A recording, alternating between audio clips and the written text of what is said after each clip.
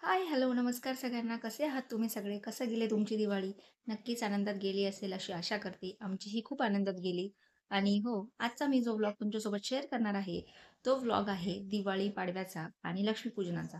2 दिवसांचे व्लॉग मी आज एकत्र शेअर करणार आहे.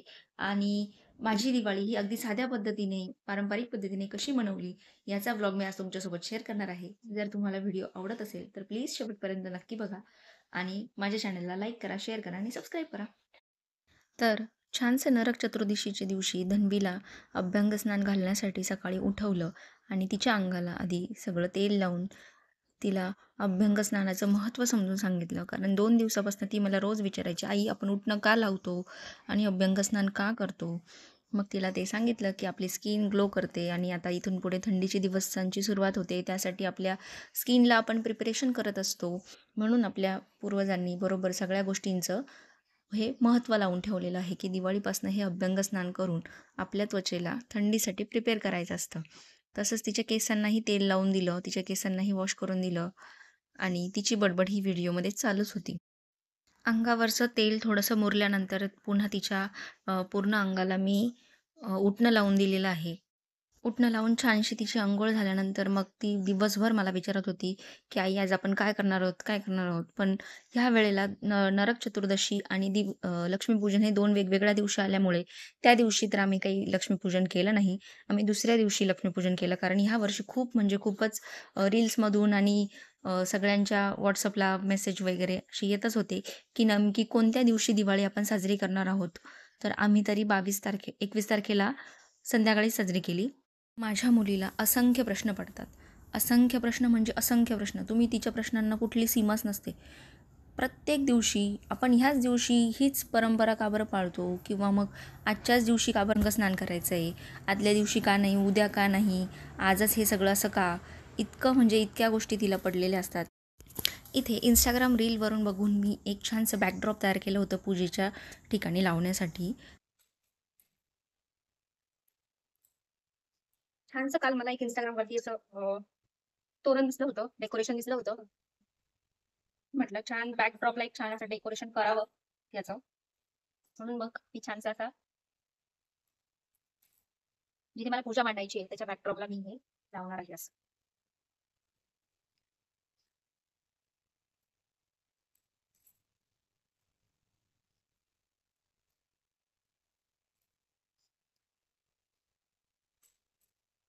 नॅचरल पण आणि एस्थेटिक पण. No pollution nothing.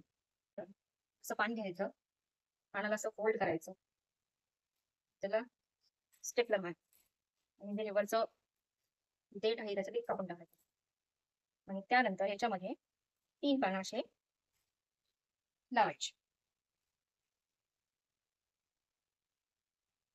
आणि मग याला मारायचं स्टेपलर.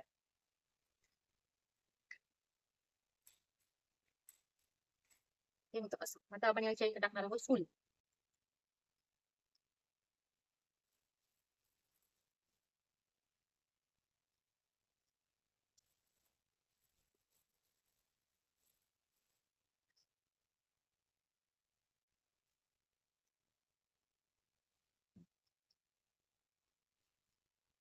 हे तोरण पण मी जरा वेगळ्या पद्धतीने बनवलेलं आहे. काहीतरी वेगळं म्हटलं ह्या वेळेला करूया आणि त्यानंतर अशी छानशी इथे दरवाजामध्ये पट्टी चिटकवली आणि मग रांगोळी काढायला बसली. बापरे! रांगोळी काढताना त्या धन्वीने मला इतकं परेशान केलंय. प्रत्येक ठिकाणी "आई मी करू का? आई मी करू का?" आणि मग नाही करू दिलं की तिकडनंही तिला राग येत होता. रांगोळी छानशी काढून घेईपर्यंतच आमचे 5:30 वाजले होते. तोरणं करणं, रांगोळी काढणं, दिवे लावणं हे सगळं करेपर्यंत आम्हाला 5:30 वाजून गेलेले होते. सगळ्या बायका तुम्ही खरंच कशा करता? एवढा सगळा मेकअप आणि सगळं परफेक्ट सगळ्या ठिकाणी कसं काय असतं? माझं तर घरातली कामं आवरेपर्यंतच वेळ निघून जातो. त्याच्यानंतर स्वयंपाक असतो. त्याच्यानंतर पूजेची मांडणी करणे. माझं कसं आहे ते? काय म्हणतात? कसं आहे ते? कसं दिसणार आहे? काय इंग्लिशमध्ये कोणता शब्द? ऑथेंटिक. ऑथेंटिक. इथे धन्वीने स्वतःहून तिची तयारी करून आणली होती आणि मी पूजा मांडत होती तोपर्यंत तिची सगळी तिने स्वतःची तयारी करून घेतली. मग तिला म्हटलं, "चल तुझा छानसा व्हिडिओ काढूया." आणि मग तिचा तिने सगळ्या ठिकाणी दिवे ठेवले, घराच्या बाहेर, खिडक्यांमध्ये, दरवाजांमध्ये आणि मी स्वतः पूजा करून झाल्याच्यानंतर तिच्याकडनंही सगळी पूजा करून घेतली. हा बॅकड्रॉप बघा. मगाशी मी जे तोरणं सोबत जे बनवलं होतं, ते असं इथं मांडलेलं आहे. महालक्ष्मी नमः.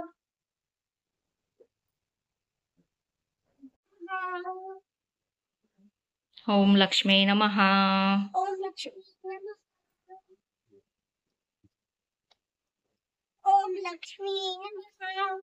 दोघींनीही पूजा करून झाल्यानंतर छानशी महालक्ष्मीची आरती केली, गणपती बाप्पाची आरती केली आणि सगळी आरती झाल्यानंतर आम्ही देवाला प्रसादही ठेवला. तुम्हाला छानसा बाहेरून आमच्या पूजेच्या मांडणीपर्यंत आम्ही कशी सजावट केली होती ते दाखवते. तर इथून मी छानशी रांगोळी काढली होती. तिथं शुभ दीपावली असं लिहिलेलं होतं आणि त्यानंतर हां, इथे हे जे जे मी गाईचे पावलं काढलेले आहेत. तर धन्वी इतकी सुंदर मला म्हणत होती, की "आई, तू हार्ट शेप लक्ष्मी मातेसाठी काढतेस." मी समजून सांगितलं, की हे हार्ट शेप नाही आहे तो, ते लक्ष्मीची पावलं आहेत. मी प्रत्येक वर्षी अशी दरवाजापासून आमच्या पूजेच्या ठिकाणापर्यंत अशी लक्ष्मीची पावलं उमटवते आणि त्यानंतरच पूजेला सुरुवात करते. असं म्हणायचं, की लक्ष्मी देवी खरंच आपल्या पूजेच्या ठिकाणी येऊन विराजमान झालेली आहे आणि त्यानंतरच लक्ष्मी देवीची पूजा करायला सुरुवात करायची. आधी त्या पावलांची पूजा करायची आणि मग सगळ्या आपण जी पूजा मांडलेली आहे तिथे पूजा करायला सुरुवात करायची.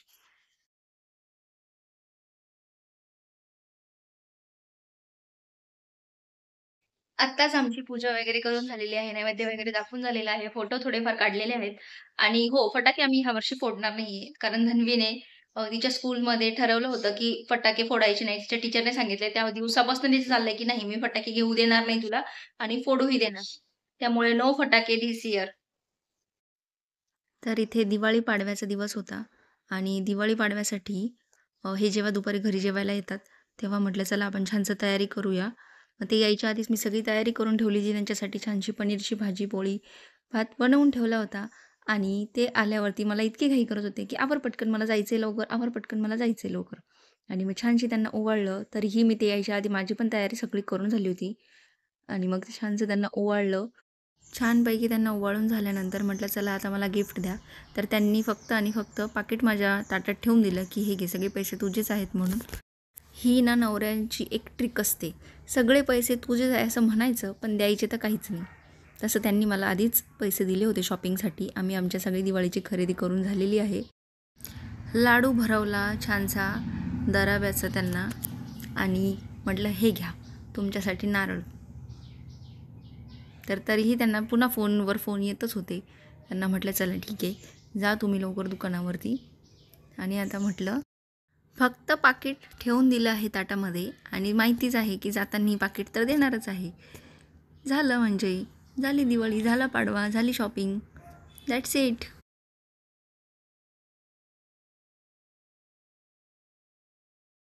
आत्ताच दिवाळी पाडवा झालाय. आमचा दिवाळी पाडवा दुपारी ओवाळून झालं. तर ही आहे माझी साडी. कशी आहे? ही एवढी साडी मला नेसायला दिवाळी पूजनाच्या दिवशी जास्त वेळ लागेल म्हणून मी ही साडी दिवाळी पाडव्याच्या दिवशी नेसली. आणि तुम्ही बघू साडी माझी धूप-छाव पॅटर्नमध्ये आहे. वेगवेगळ्या शेड होतात तिच्या जशी उजेडामध्ये चमकते वेगवेगळ्या शेड्स बनतात तिच्या. जेव्हा आपल्यालाच आपली साडी आवडते ना तेव्हा तो स्वतःत एक वेगळाच ग्लो येतो. तोच इथे चाललाय बघायचं काम.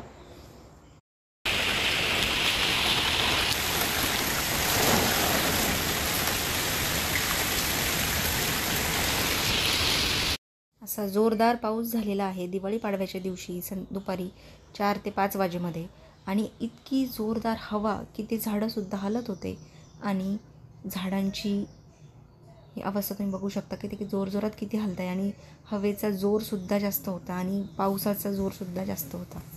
ह्या वर्षी पावसाने इतकं मनावर घेतलं आहे की पावसाने ह्या वर्षी होळी, त्यानंतर दिवाळी, दसरा काहीच सोडलेलं नाही आहे. गणपती सगळ्या सणांना फक्त आणि फक्त पावसानेच एन्जॉय घेतलेला आहे.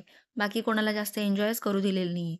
म्हणजे काय हे सगळं? लोकांची रांगोळी पुसली गेली आहे. काही-काही लोकं फटाके फोडत होते. काही ठिकाणी काल रात्री लक्ष्मीपूजनाच्या दिवशीच झालेला आहे पाऊस आणि आज इथे आमच्याकडे झालेला आहे. असो, ठीक आहे. तर तुम्हाला माझे व्लॉग्स बघायला आवडत असतील, तर प्लीज माझ्या चॅनलला लाईक करा, शेअर करा आणि सबस्क्राईब करा. व्हिडिओ शेवटपर्यंत बघितला यासाठी थँक यू सो मच.